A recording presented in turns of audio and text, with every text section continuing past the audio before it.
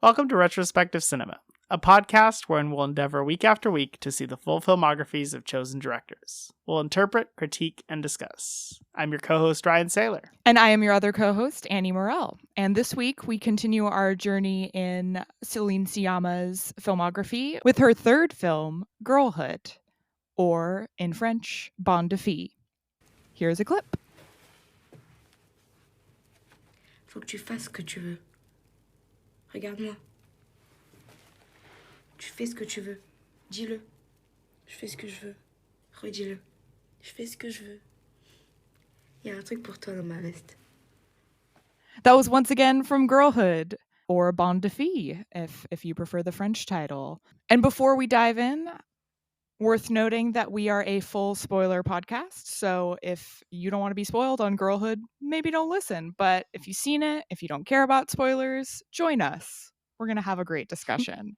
I have no idea how you thought about this. We did not talk about it prior to recording. So I'm interested to hear just a general temperature taking of initial thoughts about this film. Sure. So I think there were a number of disconnects for me. And I think whenever I view a film, I guess this has probably come up before, but it's worth saying here that I don't think the job of a critic is to say whether a film is objectively good or bad, whatever that means. I think you can only really bring and discuss, your experience with the film. And if I communicate that well, I've done my job. And if I communicate that poorly, I've done a poor job. So all that to say, I couldn't tell if it was due to the number of differences in the story between, who we're interacting with and me. But I usually am pretty good about that, being able to put myself in other shoes and everything. So I'd like to believe it's not that. But obviously this story is about a French teen black girl dealing with living in a situation where she's turning to crime to kind of make it by. So I had exactly zero similarities with her situation. So I think it is worth acknowledging that there is a chance that just the level of disconnect caused something. But I was happy to see Céline Sciamma flex her filmmaking muscles. The color grading in this film was peak. The blues and browns all over the place. And the sheer amount of commitment to that between the costume design, location scouting, all of that was very impressive. But yeah, I did find myself relatively disinterested in the story and pretty dissatisfied with the lead character's choices in a way that I sometimes felt was not.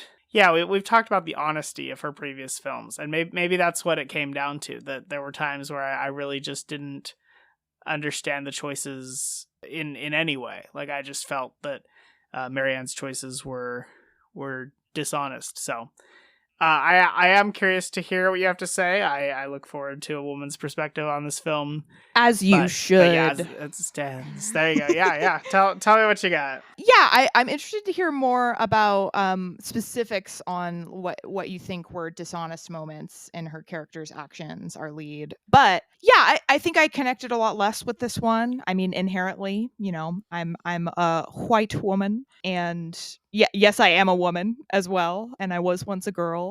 Shocking news.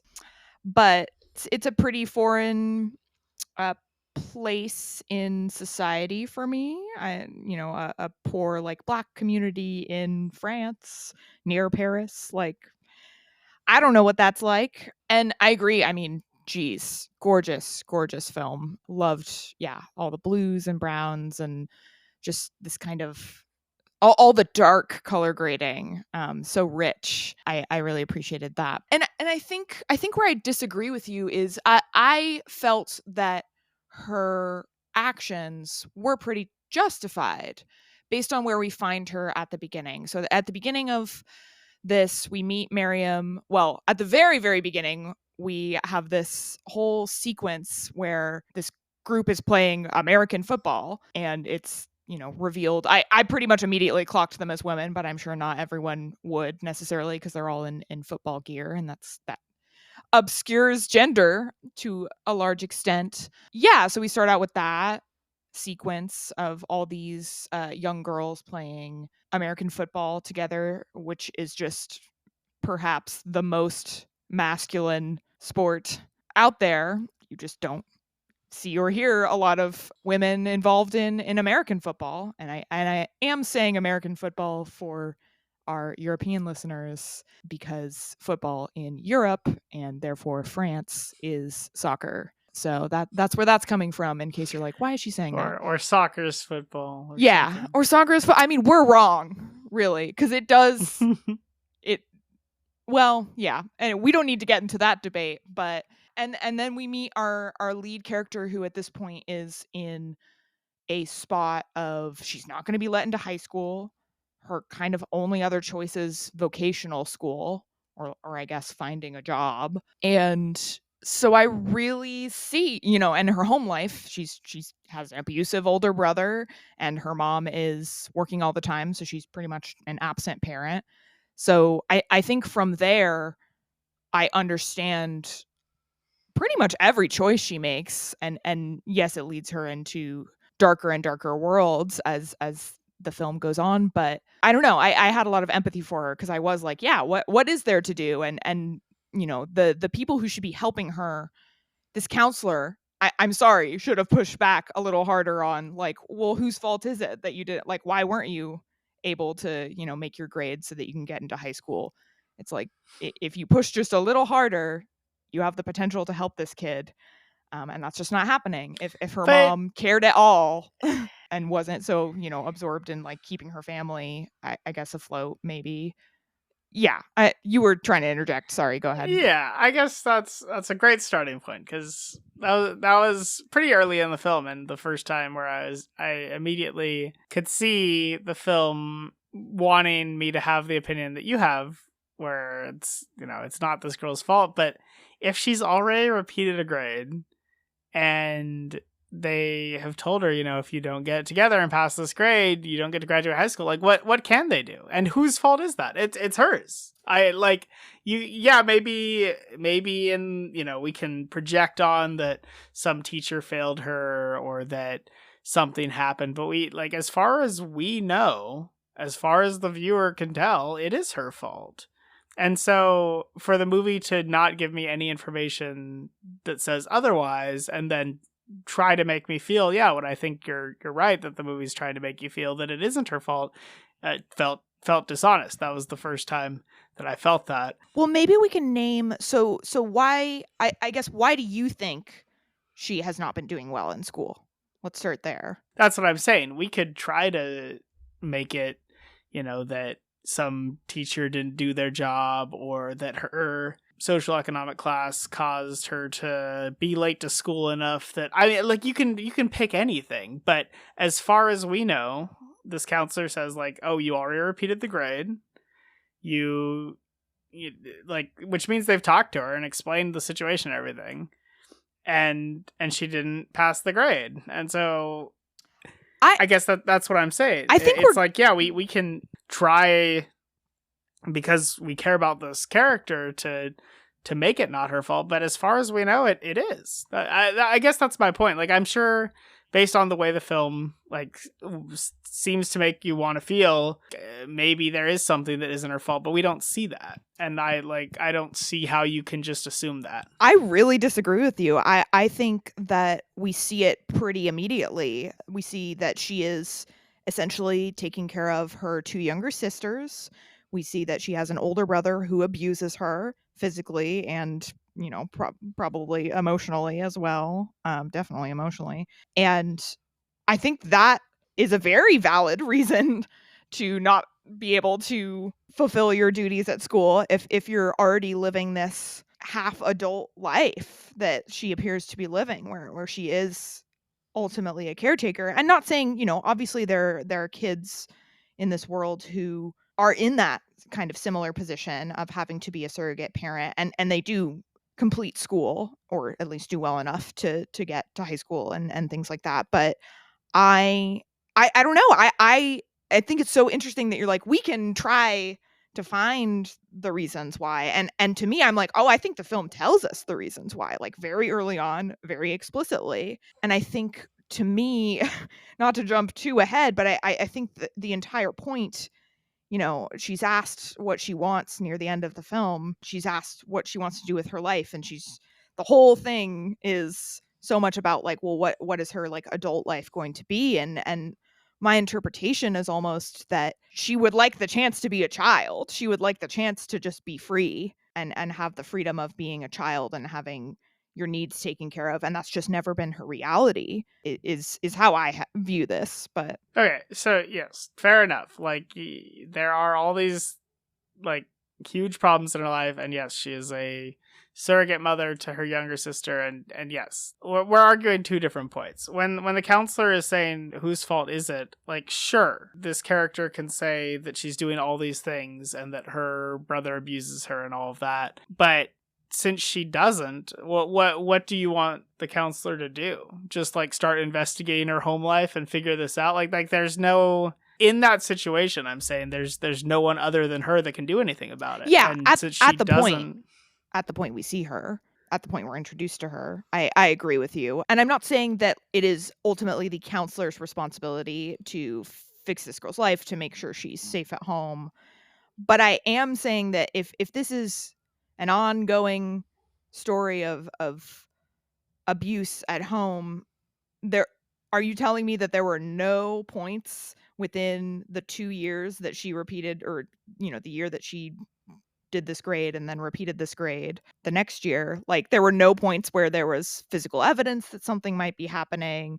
There was no like there was no earlier point where a counselor or a teacher or some other adult could have done something, could have done what you're saying, like, right. Well, as far as we know, that didn't happen. But I guess that's still what I'm saying is like I don't know that that's what.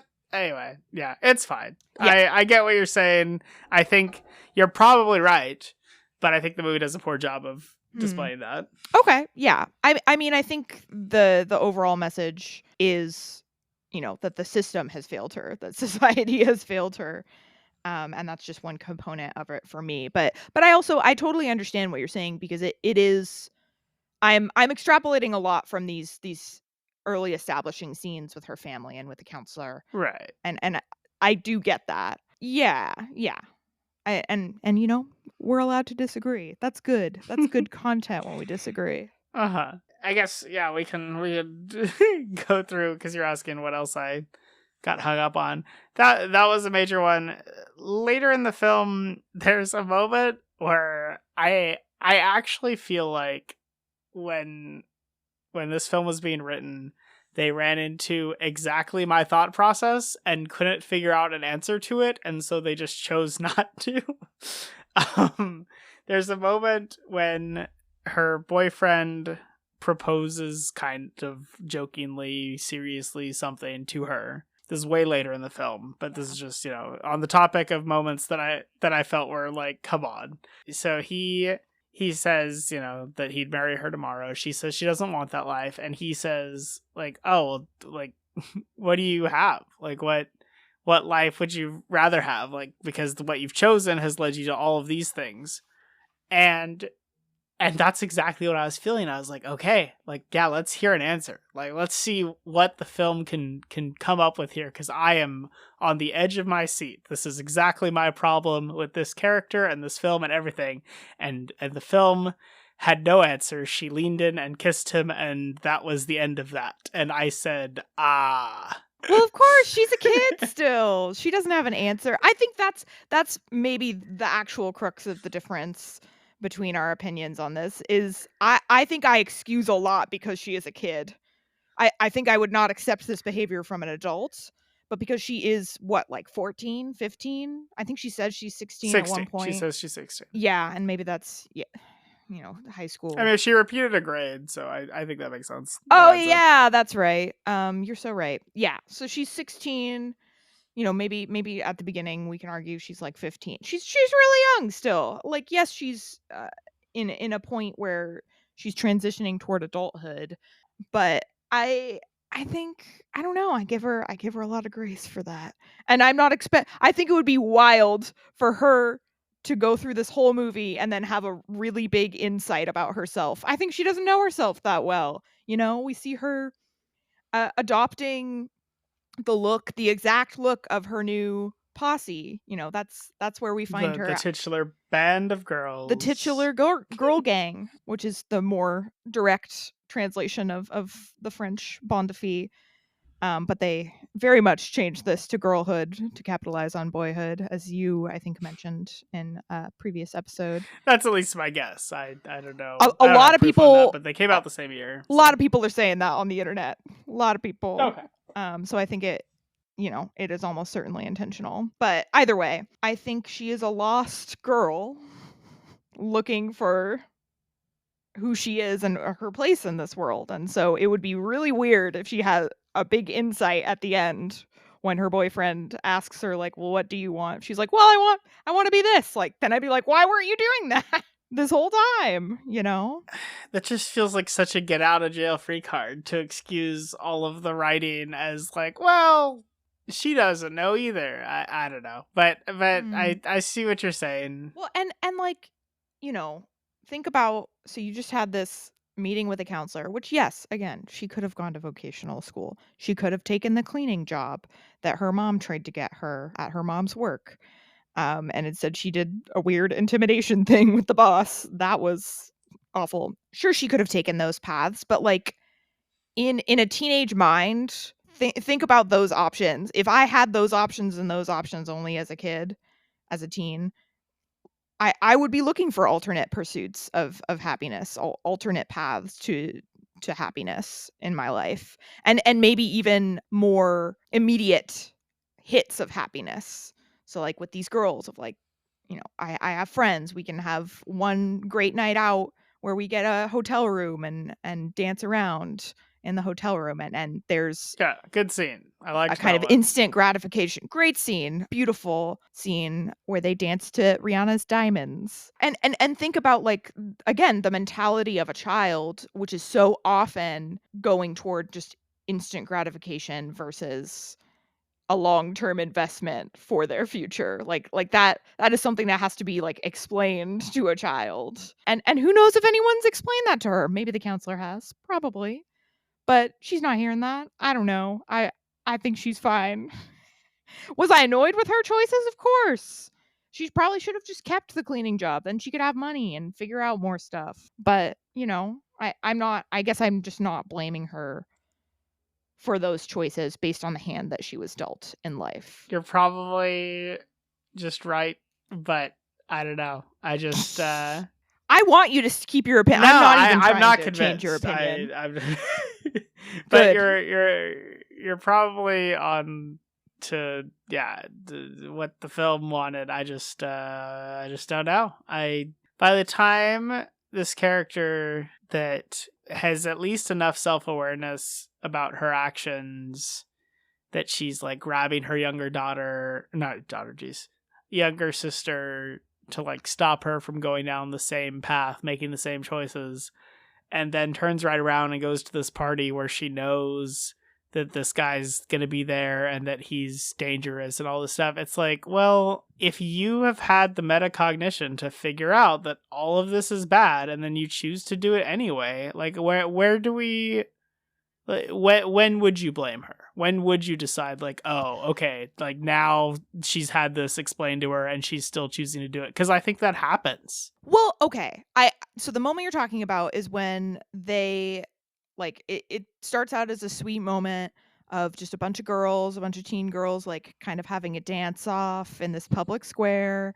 And she notices her sister and a group of slightly younger girls hassling this woman and like stealing her bag. She goes over and she goes, we need to go home. Like, you need to stop. What are you doing? And yeah, I agree. I was like, oh, finally, she's having this moment of realization.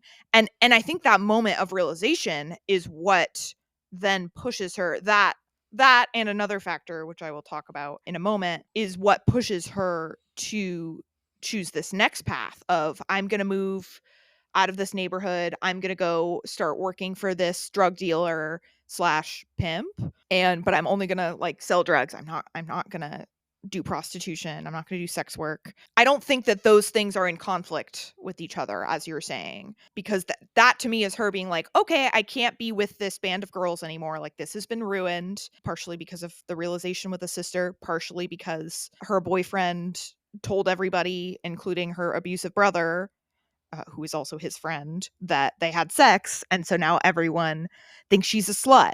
And so that is her way of escaping from that. She's like, okay, well, this is not an option anymore. Like, the girl gang is not an option anymore. I have to get away from this, figure out a way to make money, figure out a way to get my own place. And I don't know. What are these decisions I would make? Are these decisions I would advise her to make? No. But I get the logic of, okay, this avenue is shut. Let's try a different avenue. Let's just try it. She is ultimately a child, once again, and she is someone who now has no counsel from any sort of mentor, any family member, no one. All the older people in her life are absent or abusive. So yeah, I get it. I don't know. I have a lot of I am cutting her a lot of slack. Yeah, and that's fine if you didn't. Yeah, I think we've at least gotten to where I'm at with the film. There's many pieces of media I like where I thoroughly disagree with the character's decisions. So it's not even that I'm arguing. I think I'm just arguing that the film seems to want us to look at all of these actions as justifiable or reasonable or whatever when I don't feel that they are. Like, if this same character is making all these decisions, but it was presented in a way where it's like, okay, like at least the film understands, like, this is not it. But it was hard to tell that the film did. Like, and maybe that comes from, I don't know. Do you think that potentially would have been clearer if this had been written by a Black woman? Because I know that that's kind of the biggest scandal or potential problem that people could have with this film, is that it is written and directed by Céline Sciamma, who is a white French woman, and she became fascinated with, she was like watching these blogs of kind of community of like young Black women in France, and realizing like, oh, in French film there's just no representation for this group in our society. And so that's what she set out to do in this, and she did a lot of research, from my understanding, by watching people's like vlogs of their life and reading blogs and all of that. But to me, maybe that's the answer of like, she doesn't have the personal experience of that, so she can't bring to the table the internal logic of that for this character. Okay.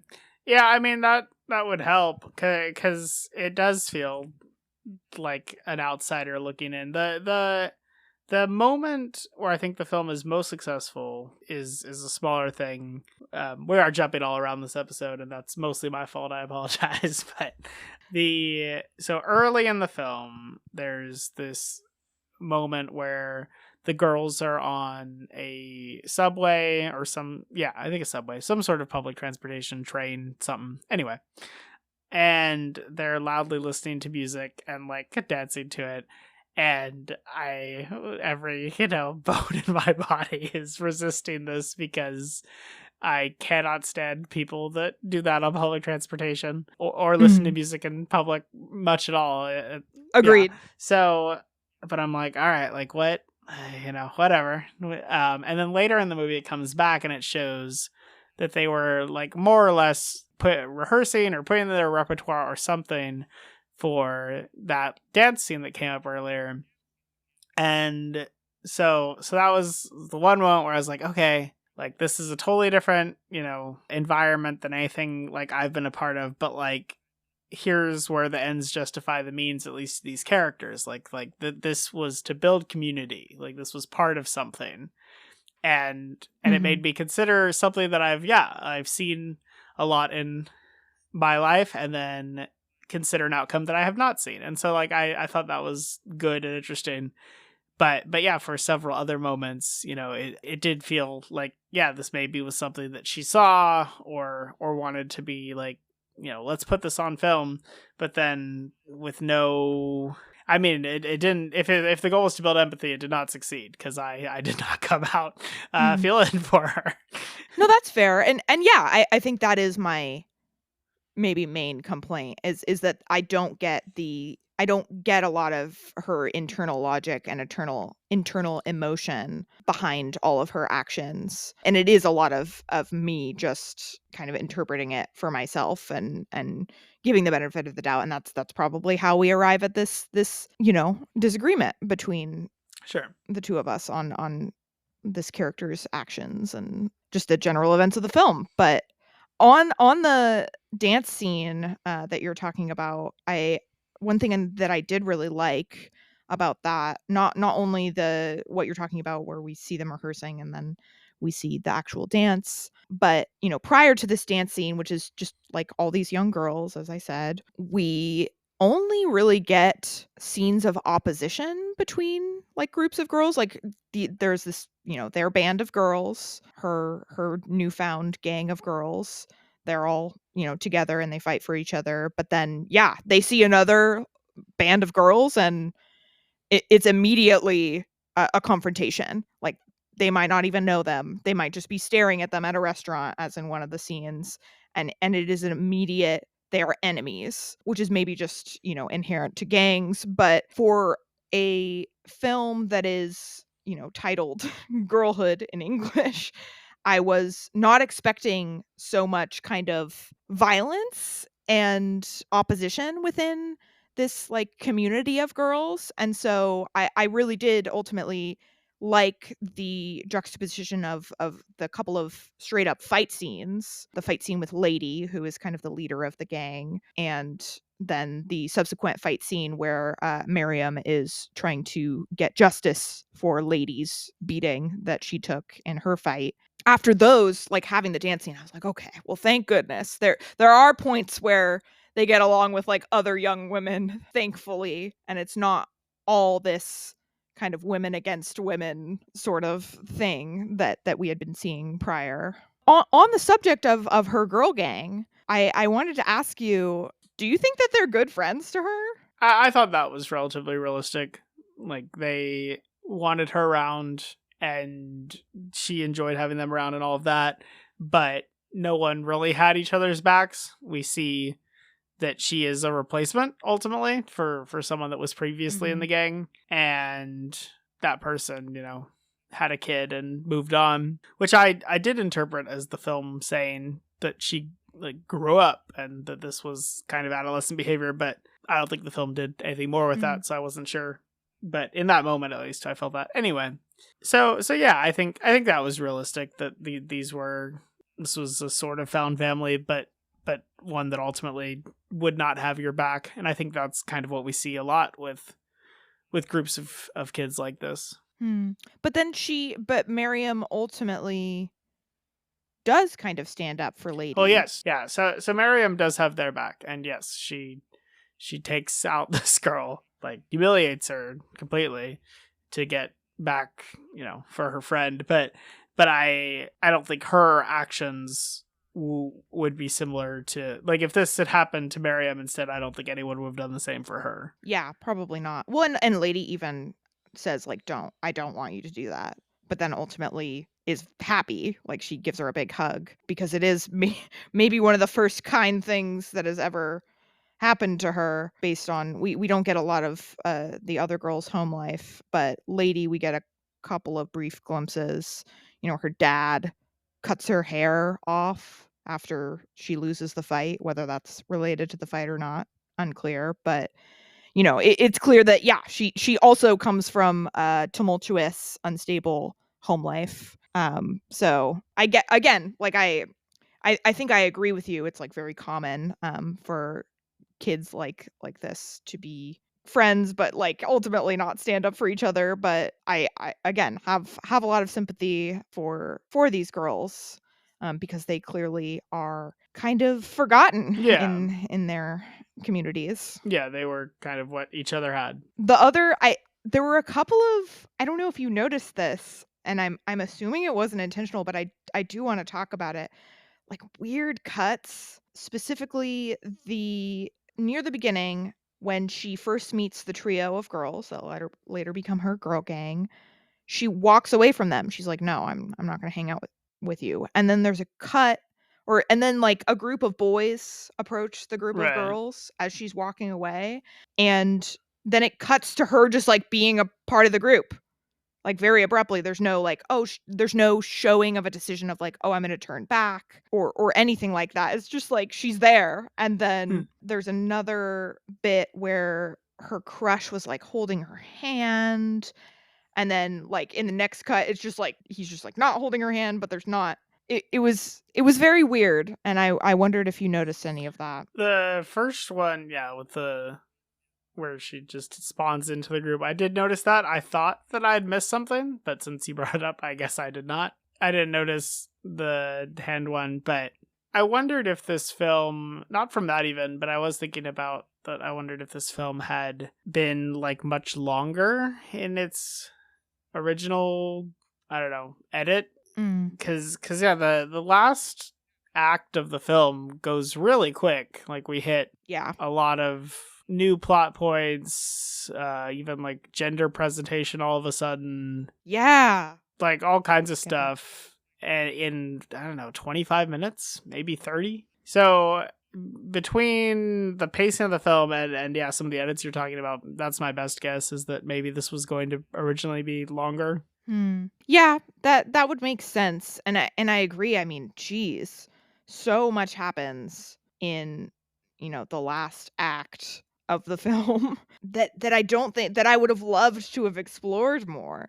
You mentioned gender presentation, and yeah, so once she decides like, "Oh, I need to leave my community because everyone thinks I'm a slut, and I'm gonna go work for this drug dealer guy, and he's gonna provide for me, and it'll be okay." Then we get an abrupt shift to like her clearly delivering drugs at a party. She's like in a wig, very feminine dressed. She fits into the party, and then she changes out of this disguise, and we see that she's back to having braids, except they're very short. Then a little later, we even get a scene with her boyfriend where he's taking off her shirt or like reaching under her shirt, and he realizes that she has bound her breasts, and he kind of blows up at her and is like, "What, you want to be a boy now? Like, what is this? Why are you doing this?" And again, she has no answer for him.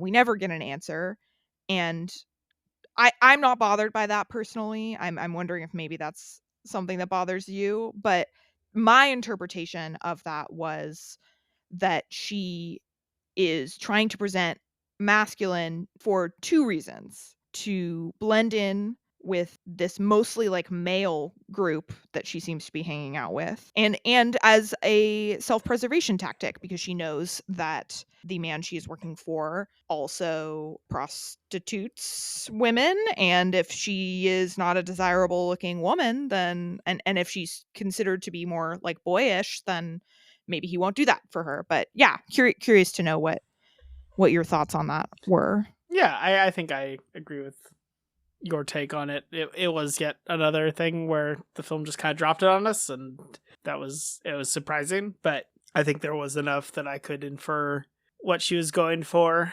the character, I mean. And yeah, I think also by then I was kind of, I don't know, this sounds worse than it is. Like I meant this, I wasn't thinking of this as a negative, but it will sound negative. Anyway, I think by then I kind of got used to the film not giving me answers I liked, so I was just okay with more. You lowered your expectations. Yeah, maybe. Oh no.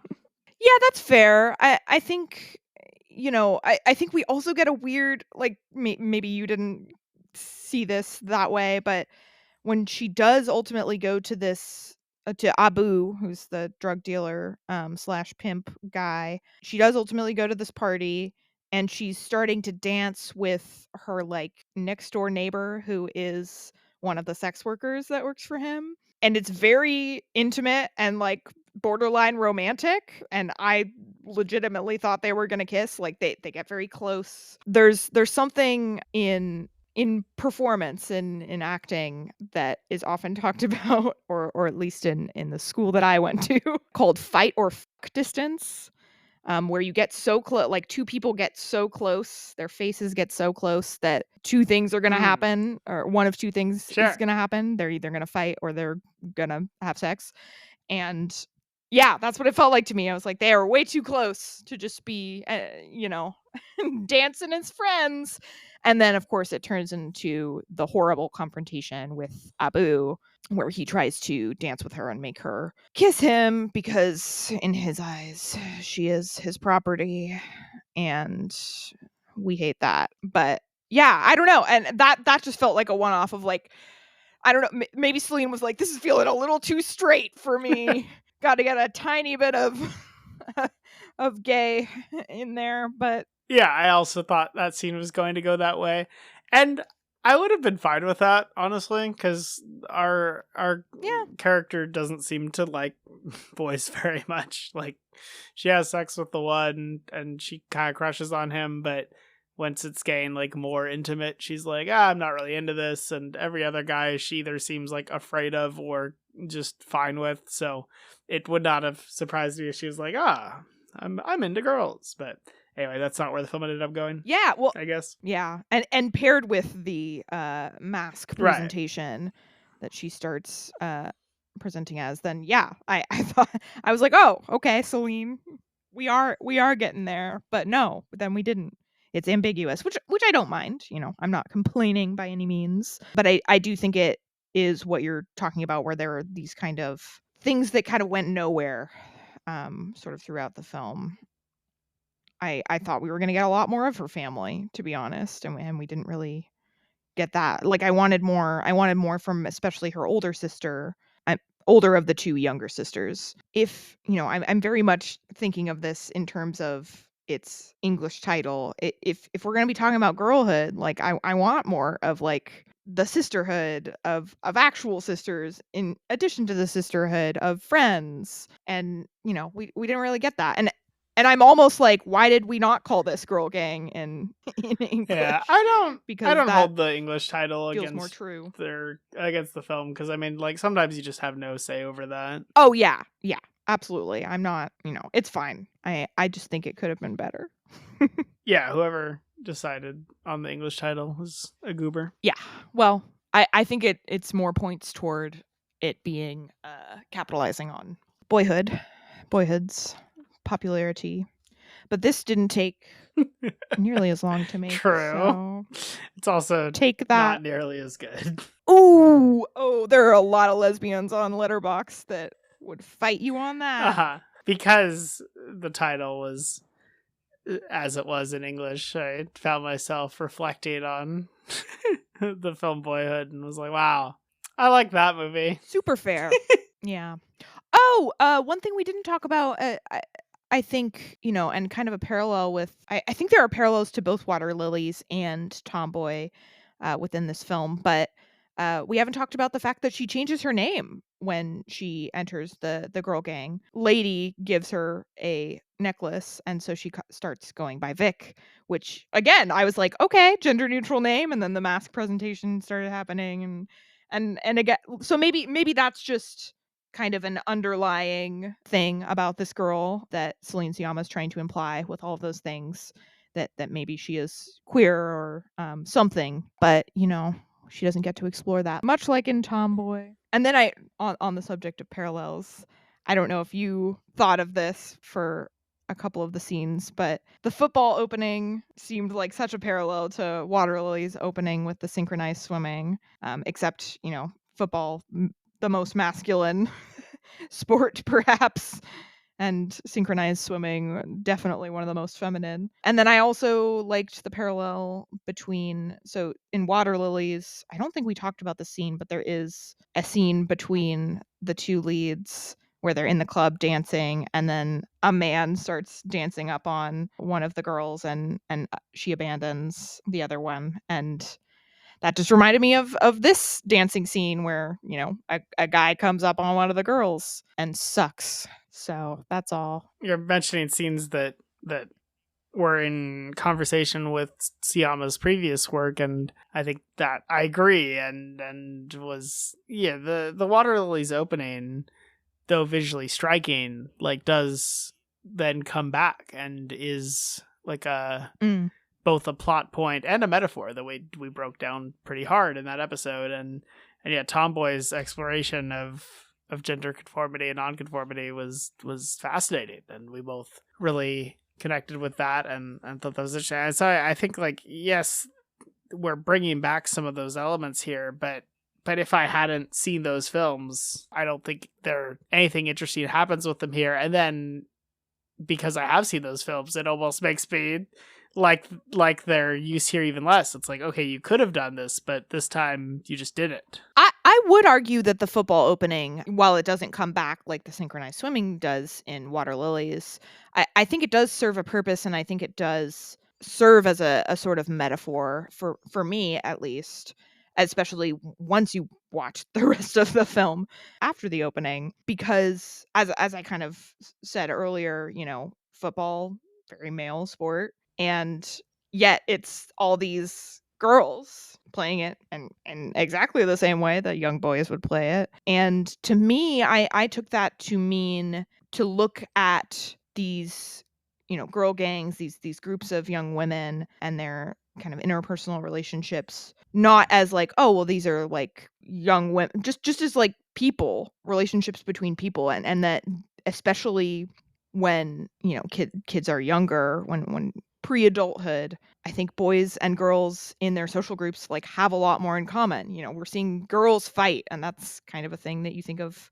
boys doing a lot more often in their youth. And we see them being like quite tough and quite like rough with each other, and again, like that is a quality that we put onto boys. So I appreciated that opening. I felt like, upon reflecting on the whole film, I liked the sort of mindset that it put me in right at the start. Is okay. Are you... What up? Sorry. Are you saying... I while you started that point, I was like, I've been too confrontational. It sounds like I really dislike this film. I'm gonna really balance this out. But then I heard that point. Are you saying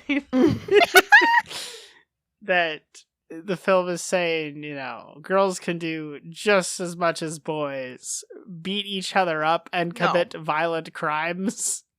Equality. I get why, like, yes and no.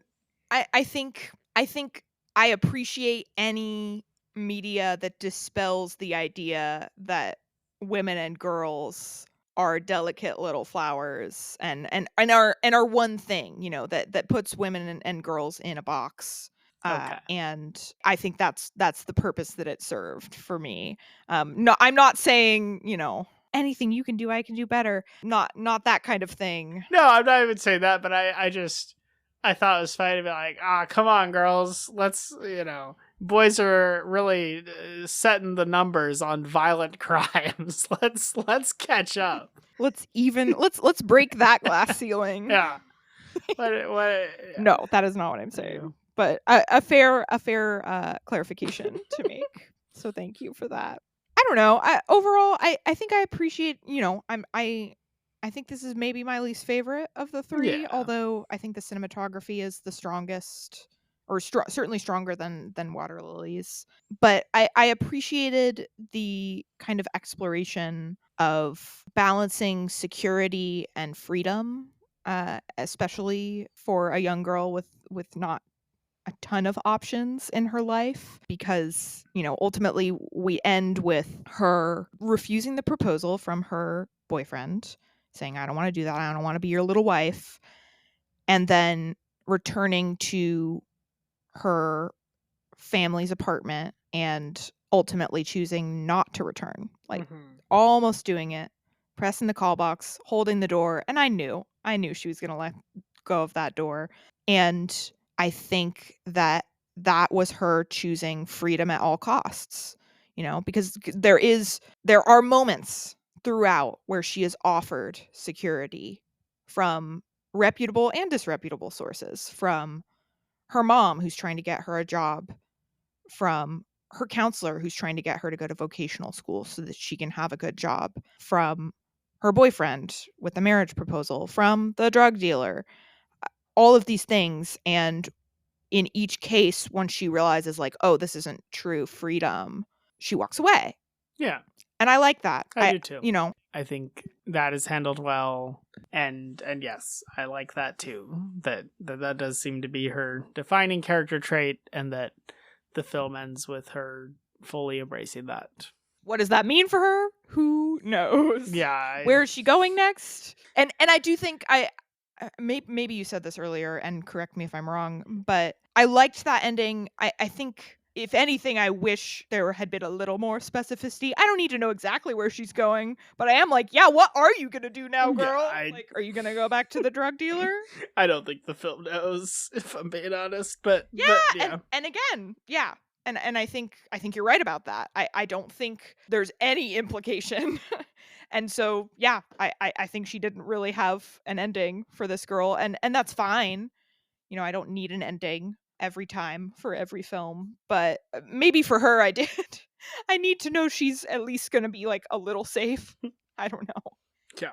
Well, would you recommend the film? I think I would. Yeah. I think I do appreciate Céline Sciamma's goal with this film to shine a light on a portion of French society, which is apparently not often shown within French film. And yeah, I would agree. I haven't seen, an overwhelming amount of French cinema, but yeah, you really just don't see a lot of people of color being portrayed in main character roles, this depth, that much. Would I ultimately have preferred that a Black French filmmaker had made this film? Like, maybe I would have liked it more. But all that to say, I think yes. I think there's a lot of good stuff here, even with a lot of your qualms that I agree with, my own qualms that I've talked about.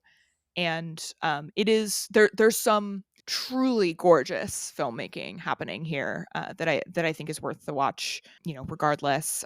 And I want to mention my favorite shot of the entire film is a sideways shot of our main character's hoodie all zipped up, and it almost looks like a road in a dark night, like a drone shot of some like dark country road. And then we get a hand like unzipping the zipper horizontally across the screen, and it's gorgeous, and there's all this like rich dark imagery throughout. And so it's not my strongest recommendation in the world, but I think I have a guess. But would you recommend the film?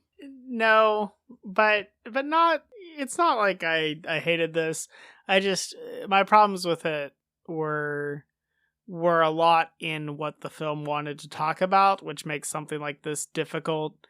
Like, talking about anything that the film wants us to discuss brings out, yeah, my problems with the film. But I do think it's beautiful. I would say everyone should watch the Rihanna music video. That was great. But yeah, as a whole thing, I think no. I think it's just too unsure of what it wants to say, and often seemingly says things that I don't know. I genuinely can't tell if it was just the film attempting to be honest or if it's what the film actually feels. So yeah, I would say no. Yeah, that's super fair. I agree. Definitely watch the Rihanna scene. Fun little fact about that. You may have read this as well.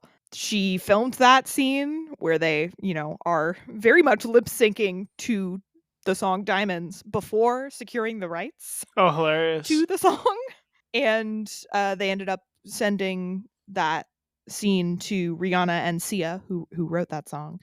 And after watching the scene, they approved it for a really nominal fee for how big of a song that is. So very cool. No, I think it's a testament to that scene's composition. Yeah, that's a good scene. But that's it's a good scene. Good. You like it as a music video, not as a film. Interesting. if you agree with me or Annie, or have your own opinion that is neither of ours, you can write to us at several places.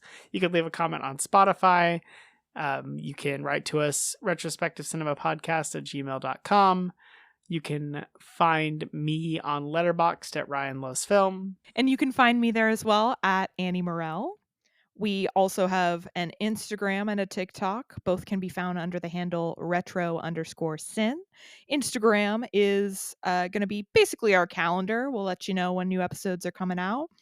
And TikTok, we make short little reviews of current things that are coming out, regardless of who directed them. Ryan just made an awesome video just speed running through his Thanksgiving weekend watches, and it deserves a lot of love, so go give it some love. Gosh darn it. Yeah, oh, if you like any of this, please do leave us a rating or review. We are growing every week, but every review does help us reach new listeners, so feel free to do that. It would be appreciated.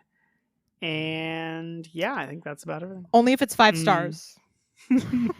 It's okay. Is next week Portrait of a Lady on Fire? Lady Yes. on Fire? Holy heck.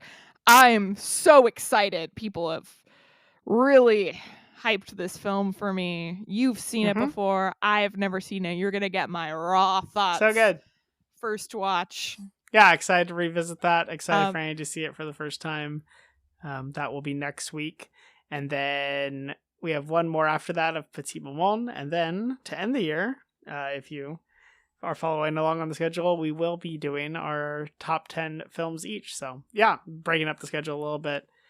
And then that will be the year. It'll be very exciting. Yeah, I'm pumped. Lots. Oh, this has been...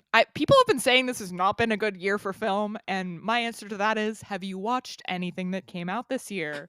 Because I think we've had a lot of good stuff. So yeah, I'm excited to break all that down and see what the top 10 will be for you and for me, because I haven't figured that out yet. Yeah, well, you have 2 weeks to figure it out. Thank goodness. I got a lot to see because I want to have as complete a picture as possible. But you know, if you're going out, you're seeing all the Oscar bait that's in theaters right now. If you're seeing Rian Johnson's newest Knives Out mystery, whatever you're watching, happy watching. And you know what? I would go as far to say merry watching as well, once again. Someone's going to be listening to this in like May or something. I'm just confused.